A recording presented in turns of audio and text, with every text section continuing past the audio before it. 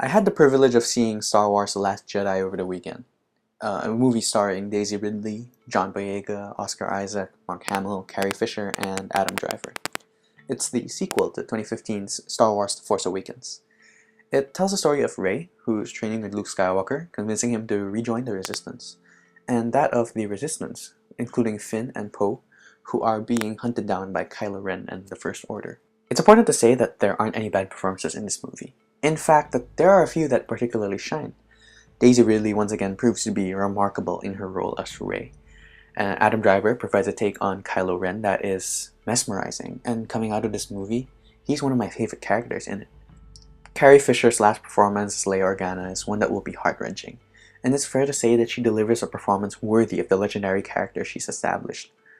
And Mark Hamill in this movie is phenomenal. He brings the audience a Luke that's never been seen before. This is Hamill at his best, and is undoubtedly one of the best parts of this movie.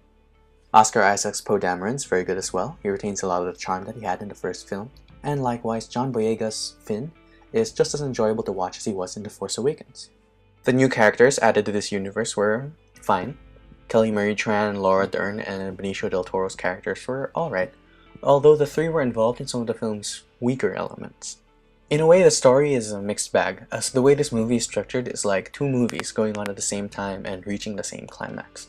I love the storyline involving Luke, Rey, and Kylo Ren. It was easily the most compelling part of the movie. The dynamic Rey establishes with the two is incredibly interesting, and I found myself drawn into it every single time. The dialogue between the characters and the storytelling was beautiful. The story added a depth to each of the characters that left me satisfied with where they were taken. While on the topic of positives of the movie, I must mention the action, the score, and aesthetic, all of which are gorgeous.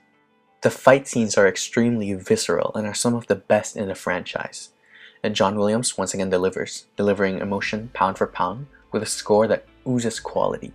And almost every shot in this movie is fantastic. There are countless sights to behold within it.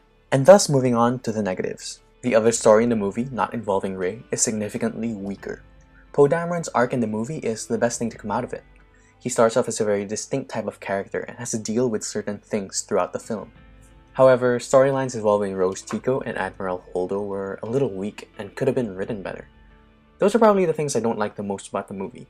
I didn't buy the bond between Rose and Finn, and Admiral Holdo was a very confusing character who leaves more questions asked than answered.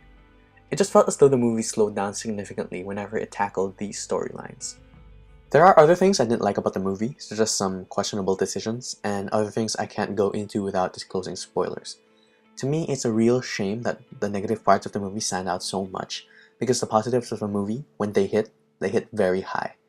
If I could ignore the negatives, or if they weren't there, I dare say this movie is near perfect.